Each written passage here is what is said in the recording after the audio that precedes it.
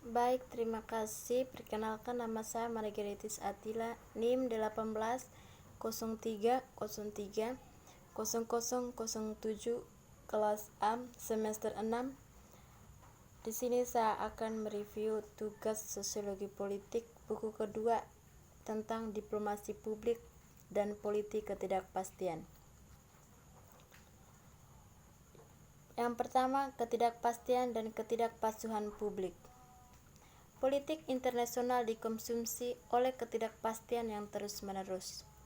Di seluruh dunia, kemarahan dan kecemasan telah menodai proses dedemokratisasi, tren yang tidak liberal, otoritarisme yang terkonsolidasi, dan ketegangan sosial yang meningkat.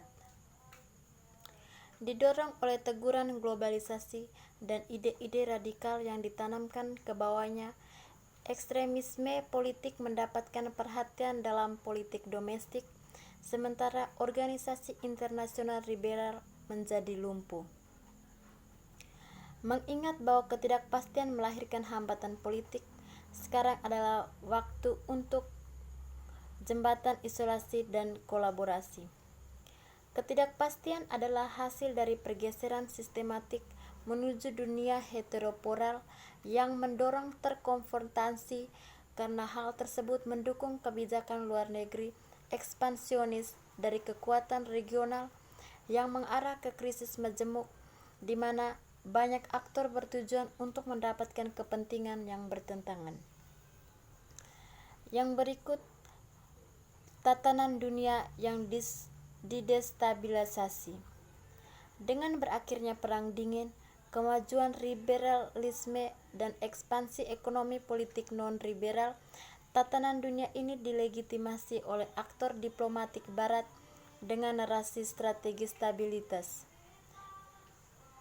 Hubungan yang lebih erat antara aktor negara dan non-negara yang menunjukkan kecenderungan untuk menggeser diplomasi dan ketatanegaraan ke arah multilateralisme yang berdasarkan peningkatan keterkaitan dipandang sebagai batas stabilitas politik internasional. Orientasi kebijakan luar negeri baru Rusia dan sikapnya di Eropa Tengah dan Timur adalah untuk beberapa nama peristiwa yang menunjukkan pergeseran dalam politik kekuasaan yang secara bertahap menyebabkan konflik hibrida atau Estonia dan perang proksi atau perang Suriah. Yang berikut ruang lingkup dan lensa teoritis.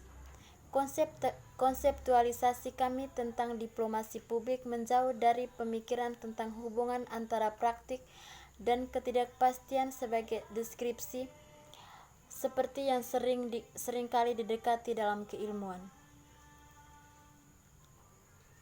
Fitur politik melintasi batas-batas domestik dan internasional, dan dalam buku kami bertujuan untuk membuat sketsa peta jalan skenario dan jalan di mana ketidakpastian dipicu atau membutuhkan reaksi terhadap tren politik internasional. Dalam upaya mengurai hubungan antara diplomasi publik dan tren politik transnasional, buku ini mempertimbangkan sumber ketidakpastian, jenis ketidakpastian, serta pengolahan ketidakpastian. Struktur dan organisasi buku. Berbeda dengan raksasa teknologi digital, buku ini tidak berpegang pada logika jaminan ketidakpastian dan bersumber dari digitalisasi dalam politik internasional dan sub-bidangnya seperti diplomasi publik. Pengantar oleh Pavel Sorowi dan Ilan Manor mengkonseptualisasikan volume dalam pengaturan ten publik politik transnasional dan membentuk hiperrealitas budaya politik pasca kebenaran dan diplomasi publik sebagai sasaran, dan harus menanggapi perpecahan politik dan perubahan teknologi menghasilkan politik ketidakpastian untuk menafsirkan sosialitas yang muncul dan mencakup seluruh media. Yang berikut narasi kepemimpinan global, ketidakpastian, dan diplomasi publik. Negara dan kerajaan telah datang dan pergi. Populasi planet ini secara kasar meningkat 3 kali lipat sejak 1944. Dunia bersiklus menjadi multipolaritas, bipolaritas, dan unipolaritas. Teknologi memberi kita kekuatan untuk memusnahkan kehidupan manusia di bumi dan memaksa kita untuk menghadapi kepunahan di tangan kita sendiri. Kekuatan politik dan ekonomi bergeser dengan cara yang tak terduga. Dan teknologi digital mengubah cara kita hidup, menghasilkan, dan berbicara satu sama lain. Yang berikut diplomasi publik Amerika Serikat dan politik internasional.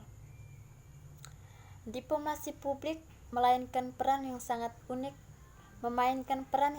unik dalam politik internasional selama abad ke-20.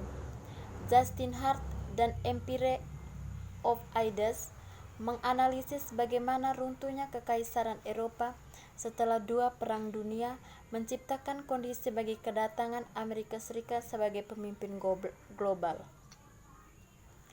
Warga Amerika bagaimanapun terbagi atas status ini. Beberapa mencari mantel kepemimpinan global dengan penuh semangat sebagai fase lain dari takdir nyata Amerika Serikat, sementara yang lain enggan menggunakan alat hegemoni imperialisme dan kolonialisme yang telah gagal secara epik untuk Eropa yang hancur dan hancur. Yang berikut sumber dan manifestasi ketidakpastian.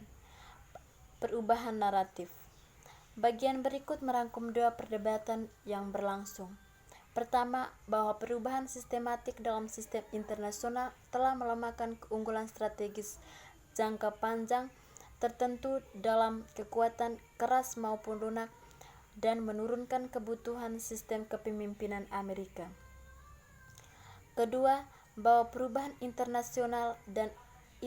dan eksternal politik, ekonomi, dan sosial telah melemahkan narasi misi global Amerika dan melemahkan keinginan publik Amerika untuk menerima biaya dan beban dari peran tersebut. Yang berikut ketidakpastian fitur narasi dan diplomasi publik. Jika Lepore 2019 benar bahwa narasi dan storytelling adalah jantung dari identitas dan citra suatu bangsa, maka pesan dan strategi diplomasi publik negara manapun akan menjadi tempat yang baik untuk mulai mencari. Yang berikut implikasi untuk diplomasi publik. Setelah sebuah diskusi tentang narasi, terutama narasi yang muncul melalui ketegangan permusuhan, menawarkan wawasan tentang peran yang mungkin dimainkan Amerika Serikat dalam sistem internasional ke depan dan implikasi untuk penggunaan diplomasi publik sebagai sarana keterlibatan dengan dunia. 2 perang dunia dan ancaman eksistensial komunisme memungkinkan para pemimpin nasional meyakinkan publik untuk mengadopsi narasi kepemimpinan baru Amerika Serikat sebagai juara kebebasan dan kebebasan. Yang ketiga, dari propaganda eksternal ke diplomasi publik yang dimensiasi. Konstruksi impian Tiongkok dalam pidato tahun baru Presiden Jinping. Dengan kekuatan ekonomi, politik, dan militernya yang meningkat, Tiongkok telah dianggap sebagai model teladan dari kemajuan oleh banyak negara berkembang. Namun, kebijakan luar negerinya dipandang sebagai ancaman dari kepentingan Amerika Serikat, keamanan Asia Pasifik, dan hak asasi manusia di seluruh dunia. Cina telah mempraktikkan bentuk baru diplomasi publik dalam 2 dekade terakhir untuk menghilangkan gagasan ancaman. Sebelum impian Cina diperkenalkan sebagai narasi diplomasi publik pada tahun 2012, konsep seperti kebangkitan damai, pembangunan damai, hidup berdampingan secara damai, dan dunia yang harmonis, semuanya digunakan untuk melawan ancaman retorika. Yang berikut dari propaganda eksternal menjadi diplomasi publik di Cina. Di Cina sendiri, majalah berbahasa Inggris, Rusia, Jepang, dan Prancis diterbitkan terutama untuk diplomat asing di Beijing atau untuk sejumlah simpatisan komunisme tertentu. Yang berikut meta narasi mimpi Cina sebagai diplomasi publik.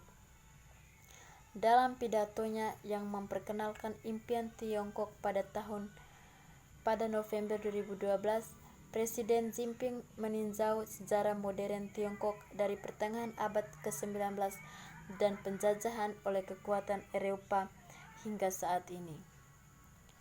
Yang berikut analisis multimodal pidato Tahun Baru Presiden 2014-2019. Dalam pidato Tahun Baru menyerupai format yang sudah dikenal dari obrolan radio api unggun Presiden Roosevelt, pesan tradisional Natal dari Raja Inggris, dan ucapan selamat Tahun Baru yang disiarkan televisi dari Presiden Amerika Serikat dan lainnya pemimpin nasional.